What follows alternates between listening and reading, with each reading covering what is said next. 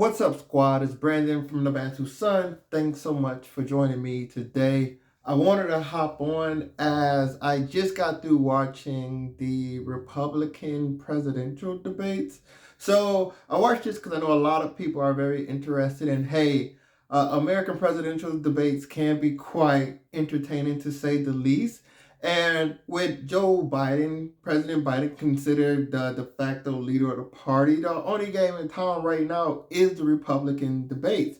So the Republican debate at this stage of the game consists of five candidates. We're dealing with Senator Tim Scott, Governor Nikki Haley, also former UN ambassador, uh, Governor Ron DeSantis, former Governor Chris Christie, and of course the businessman Vivek Ramaswamy. So at this stage of the game, the top dog in the Republican Party is considered to be Donald Trump, but Donald Trump uh, not only has the legal issue he contended with, but he's also a person that feels as though he's strong enough that he doesn't have to do these debates. So he's actually been abstaining from them. And it's been leaving the field to try to figure out who's going to be the second best. And I think since the early stages, Governor Ron DeSantis out of Florida has been winning that race. So I just want to quickly talk about the style and presentation and just my general observations from these people. I think policy wise, you're not going to find much difference. Style wise, it's going to be some difference, but definitely policy wise, they kind of all seem relatively locked in step with what you would call general established thinking. Vivek Ramaswamy obviously is a little bit more of a maverick or outside that mainstream, but he's also someone that hasn't been elected to public office yet. So I'll go ahead and start from the outer edges, which is usually the ones lower in the polls, which is Chris Christie and Tim Scott. And I'll work my way in. So I'll start with Senator Tim Scott, who has great experience. I think, and one thing I noticed about him is the longer these debates go, he's not going to hop off the page at you or immediately catch your attention. He reminds me a lot more of the older politicians. He easily could have been a mid 90s, late 90s type of a politician. I always think about it as like wrestling. You know, early wrestling, you had like Hulk Hogan, eat your vitamins, be a good boy, say your prayers, brother. And then what happened as wrestling evolved, you get the most popular guy being a beer chugging or know your role, shut your mouth, like Red Stone Cold Steve Austin or The Rock. You get these more, what you say, charismatic, a lot more flagrant characters. So, and that's what Tim Scott reminded me of. He's like that Hulk Hogan era. He's solid Christian values, strong conservative, straightforward talker. And I don't think that's necessarily a strong point since in the common era, when I look at a lot of modern presidents, with the exception of Biden, who has an exceptional establishment machine by him, but people that really hopped out, one out of nowhere, you're looking at the flamethrower Donald Trump, or you looking at the highly charismatic Barack Obama. Personality, charisma, the ability to get people excited really, really matters especially if you don't have a strong machine behind you. So I think that's the problem I think Senator Scott is going to face is like, how do you get that excitement? He'll have his solid base, but how do you win those independents and get people out to vote? And believe it or not, that has a lot of effect on the primaries because a lot of people are going to vote when they go to vote, say, oh, can this guy go all the way? And if they're not going to go all the way, they're not going to vote because they're wasting their vote.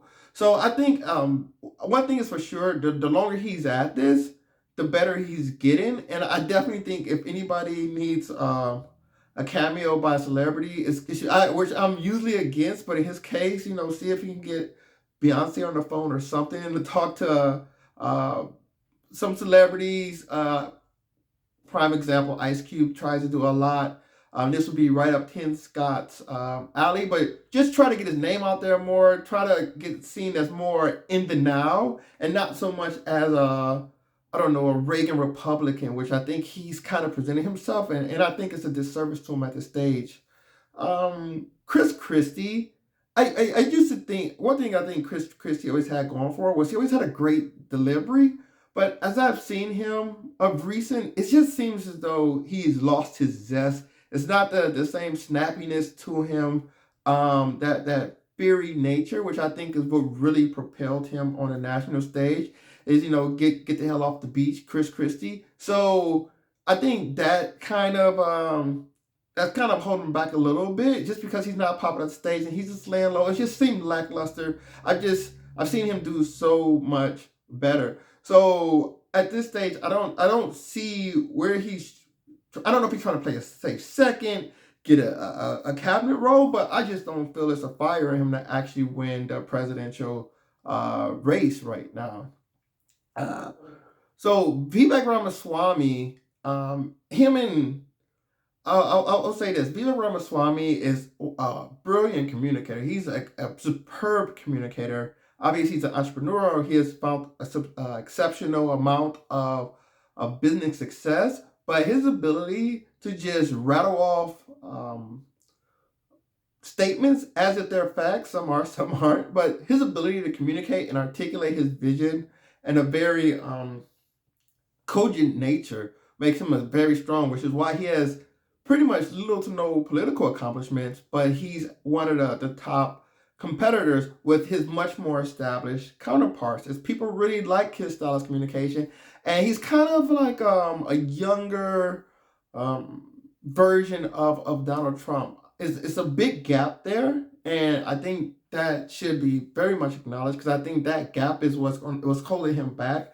I think Vivek, unlike Donald Trump, who seems like a guy that's been around, made networks, got the game figured out, know how to push things through. I think Vivek, especially, I believe he is the youngest member of the debate panel. I still think he's in his late 30s.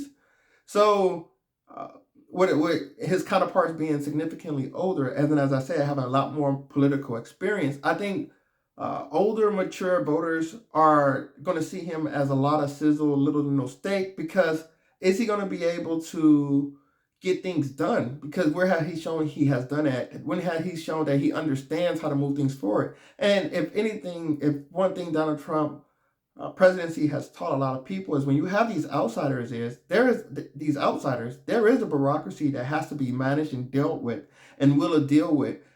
Now, Donald Trump prided himself on making deal, and I'm not necessarily seeing that same style come from Vivek, because that's what's going to have to happen. Even Donald Trump cabinet, you would say, was very dysfunctional with so many resignations occurring. So for all his passion, I mean, the guy wrote a book called The Art of the Deal. For all his passion for making good deals, even Donald Trump, being the outsider he was, had a lot of trouble with consistency, pushing his agenda, because he was going against an establishment which he was so outside of.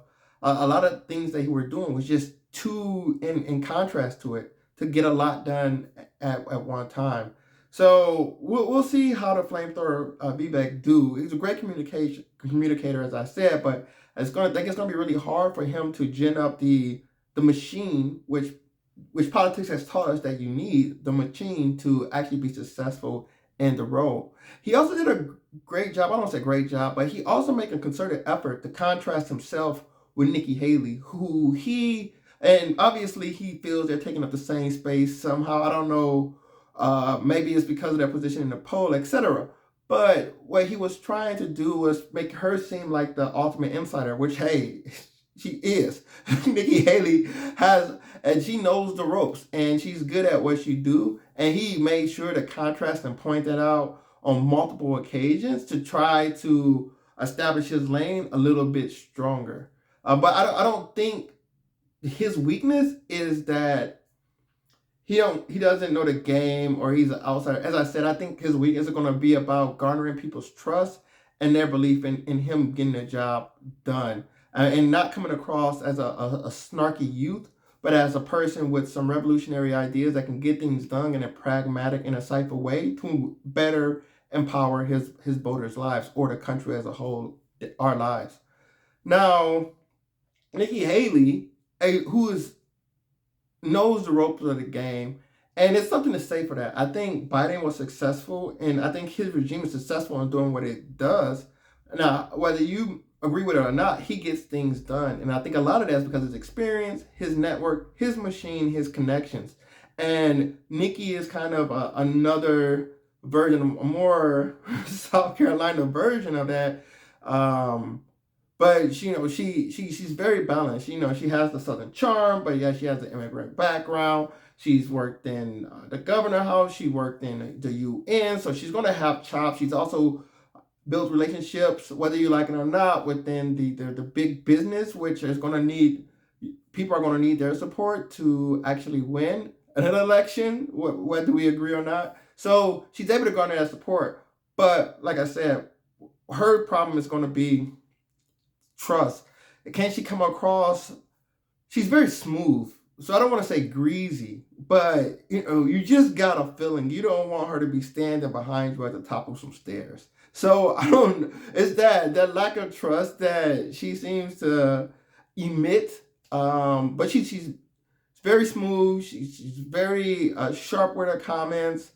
She's a polished politician. She does what she does. She knows what she's doing. But as I said, is that going to get people off their couch in the Midwest to go and pull the lever for Nikki Haley? I wonder who's going to be that impassioned Nikki Haley voter that when it's cold outside, the weather's bad, they're going to get their car, go pick up their friends, and go wait in the polling line for 10 hours just so they can pull a lever. So it's going to be interesting to see who is that impassioned Nikki Haley person.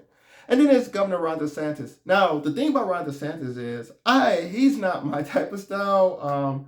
His delivery, his form of communication, I find it kind of canned. I can see how it can work, but I think his strong point is that he was in Florida. He was leading Florida. And as governor of Florida, Florida for a lot of people in America seemed as a refuge, whether it's because of their tax laws, their relatively their views on liberty, in their, you could say, conservative values.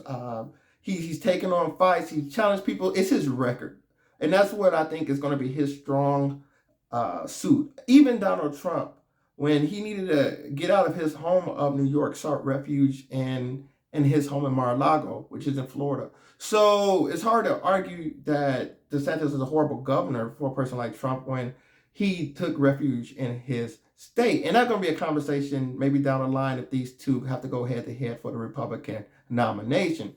But I think his, as I said, what's been holding him up, I think, has been his credibility, the record he has in Florida. But once again, I think a person like Ron DeSantis is niche. And I'm not sure he's going to travel well. And what I mean is, I'm not seeing his big tent coalition come together. So I'll be interested in that.